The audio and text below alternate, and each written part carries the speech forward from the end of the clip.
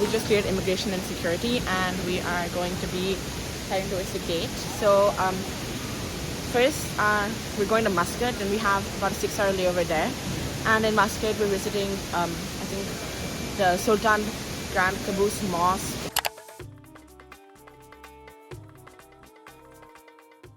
And there are also lots of like a fortress as well. And originally we planned going to Egypt for 3 days during the Dasara break, but I think it's better that we did it now because it's like 10 days we have. So before we planned that we were just going to go to like Cairo, but now we're going to Cairo, Luxor and Hurghada. So all these places, and I'm really excited because this is the first time I've actually spent that much time in that part of the world, and also like first time going to Africa. Also first time visiting Oman and Bahrain as well, Bahrain on the way back. And I think we've learned a lot about like Islam and Christianity in history, and I think I'll actually see it all and where it all actually started from in this trip.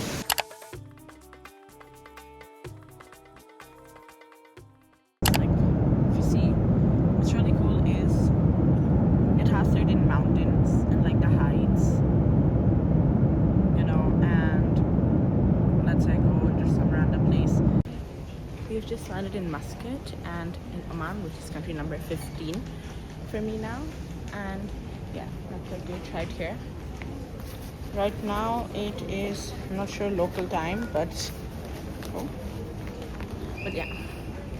But I think local time 12:51. No, that's India time.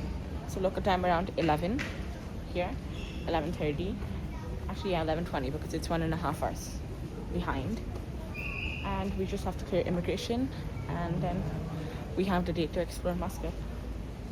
We just cleared immigration and security and converted a bit of money into Omani Riyal, and it's actually kind of crazy because the conversion of this is one Omani Riyal is 220 Indian rupees or $2, $3, sorry. So one Omani Riyal is $3 or 220 rupees. So yeah, we bought a packet of chips,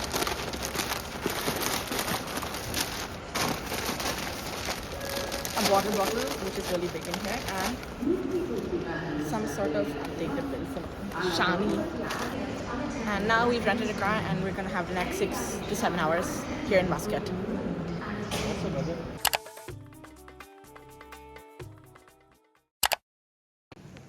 We are here in the capital area, or like one of the main areas in Muscat, the old city. Behind us is the Al Alam Palace, which is the official residence for the Sultan.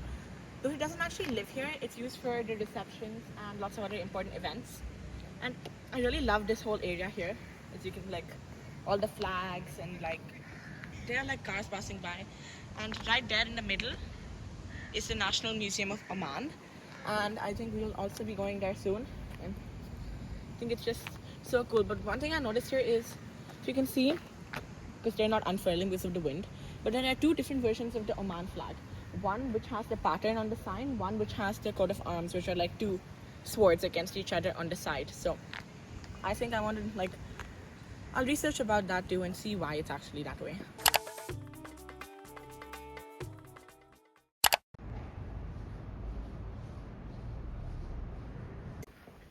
Okay, so we are here in the Neolithic and Paleolithic gallery, the early age.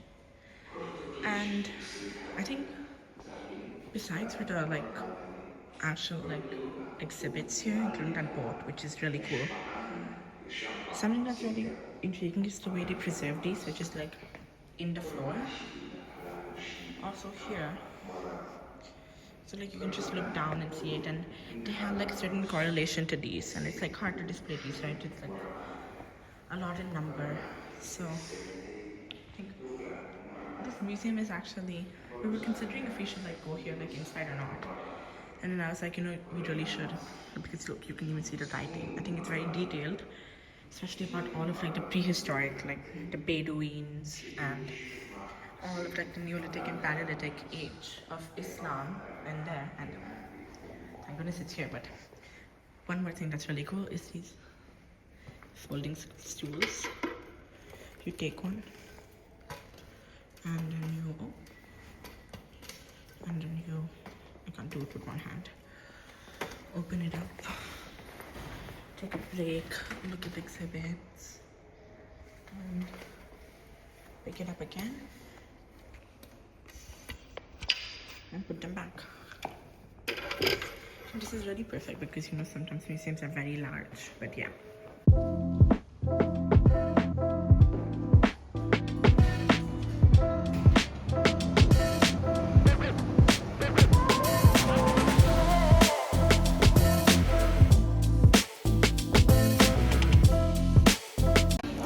We are now here in the Matra Zoo, which is the largest in Muscat, the largest market. So all across, I think Egypt as well, they have lots of these souks. So we bought a little stuff. Some frankincense, which is really popular here. It's the incense from the frankincense tree, and it smells really good. It's all over, like from the airports to the museums. It's everywhere. The diffusers. So here, I think it's like they're traditionally selling it. So like he's just taking it out, scooping it, and putting it in a like container and giving it to them. But we already bought like some pre-packed ones. We are now heading to our gate C24, which is about a 10-minute walk away from the other gate. Not the other gate, where we were actually sitting. And the airport has seemed to have gone on night mode, which is something I've never seen in another airport. Like when we came this morning, it was all like yellow normal lights, but now it's like blue lights with orange accents everywhere, and that's really cool. And I keep looking back because I'm scared this walkway is gonna end. But yeah, I think that's a really interesting thing because it really soothes your eyes and also like releases some of the stress out of traveling. And yeah, well, we better keep going.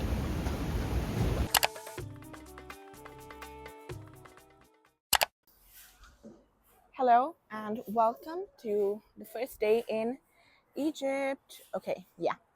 So we are currently staying at the Renaissance Cairo. It's right here. It's close to the airport, but a little far away from like the main city and Giza and all of that area. I think there's some construction happening right there. I have to get to the lobby, but I am not sure exactly where it is. So I have seemed to ended up in a random place. But yes, so today we are planning to visit the Egyptian Museum, which is really fascinates me. It has like King Tutankhamun's not dome, but like lots of, that's one of the main exhibits. Along with that, lots of other stuff about, like, we saw in Muscat, the actual history, the nomadics and all of that. As well as that, after that, we are going to the Citadel, Al-Saladin Citadel, if I'm not wrong, in the main part of Cairo, quite nearby. And yeah, that's about it. Also, if time permits, we will also plan to go to the National Museum of Egyptian Civilization, which is also a really popular museum, which is also really close by to the Egyptian Museum in Cairo. But yeah, that's about it for today's plan. I'll see you soon. We are now in the taxi and heading to the Egyptian Museum, our first stop.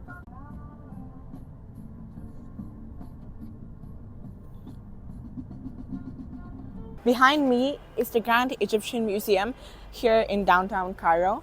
It is home to over 220,000 artifacts, spanning over 5,000 years of Egyptian history, and it is the world's largest museum that is dedicated to solely one civilization, which is obviously the Egyptian civilization. People say it's like a time travel that takes you back in time, and it hosts lots and lots of important monuments, from age-old mummies to sphinxes to also King Tutankhamun's gold mask, which is extremely famed and popular. But sadly, we can't take any videos outside, but you can take photos. So coming up next is a montage of everything we've seen. Everyone 110 kilogram made in gold. And shared the common with mommy in Luxor, by the king and by the queen. We are now in Khan el Khaleeli market, the bazaar. And here we just got out. There was a lot of traffic. Oh, it's a cat. There was a lot of traffic on the way. But this is one of the largest and most popular markets here in Cairo. And there's like everything you'd see from like a clothes shop to like souvenir shop. I think mostly souvenir shops, but also a wide range of restaurants as well. Mostly local food. Saw one that said Egyptian pancakes, whatever they are. But yeah,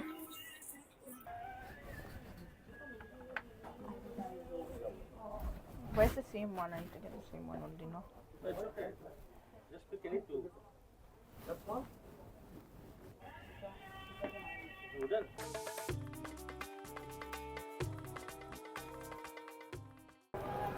We just finished a little bit of shopping in Khan el Khaleeli street, and here it seems to be some sort of really, really cool complex.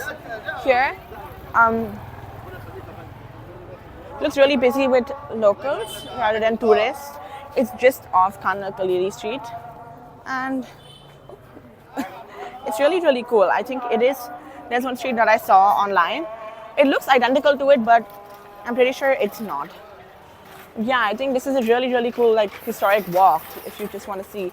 And at night, it's like illuminated by different colored lights.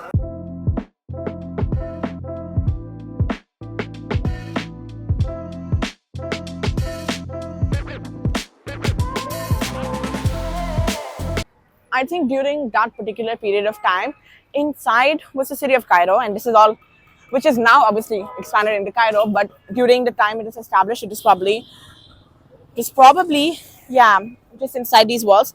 So inside they had like lots of mosques, madrasas, which are Muslim school where they teach Islam. Yeah, almost Muslim school, and you can compare it to the likes of like Vedic schools in India. And also I think lots of mosques, and right now lots of shopping and everything there. All the buildings seem so old as well, and I think I finally understand why. This is, like I mentioned, one of the kind of unpopular parts of Cairo. Not unpopular, but rather not all tourist sites actually talk about this. And oh, some weird police. But yeah, and I actually don't see why they don't, because this is really interesting. These are the walls of Cairo. Inside used to be old Cairo, obviously. Now everything has expanded much further, and then you see lots of random places, including Zezos and other restaurants outside these gates. But before, during ancient Egypt, the capital used to be inside these walls. That's it. These walls are surrounding the capital on four sides. There are 8 gates built: 2 in the north, 2 in the south, 2 in the east, and 2 in the west. And okay, we just have to get in the taxi. But I think yeah, they were originally built. Oh, oopsie. Okay. Okay, like I was saying when we were there, and I was talking about what we got. These are the walls of Cairo. Right here, they are really kind of damaged in these parts, but some parts are still really stable. These were commissioned quite a while back. I don't remember the exact date it said on the board, but these used to be mud brick walls that housed the capital at the time. And after that, one of the rulers, actually one of the caliphs of Islam, because that's really back then still caliphs, and they wanted to expand Cairo into, wanted to expand it because obviously the city was growing. They expanded it and then made it in stone. Soon it kept expanding greater and greater to house the 4 capitals of Islamic Egypt, and then it then expanded to all stone with 4 sides and 8 gates: 2 in the north, 2 in the south, 2 in the east, and 2 in the west. And then these 8 gates, some of them are still intact, some of them are non-existent. But yeah, I think one we saw is like wonderfully preserved. Like you can still see all the details, everything. You can see the moats that actually surround it. So that's a really, really well preserved part of the building. And so inside these walls actually is the Citadel of Cairo, which is also is the citadel of Cairo, or the Al Saladin Citadel, and that citadel is also where we'll be going to, I think, day after tomorrow. But yeah, together as a whole, it makes the complex of, I think, really old Cairo. And this really fascinated me that really not lots of people actually talk about this at all. I haven't seen it on any of the websites or any of the videos that I've seen about what to do in Cairo. But this is definitely a must see. So it's, especially this part, it's right outside of what's it, Khan el Khaleeli, right outside. We just went to a different street, and there it is.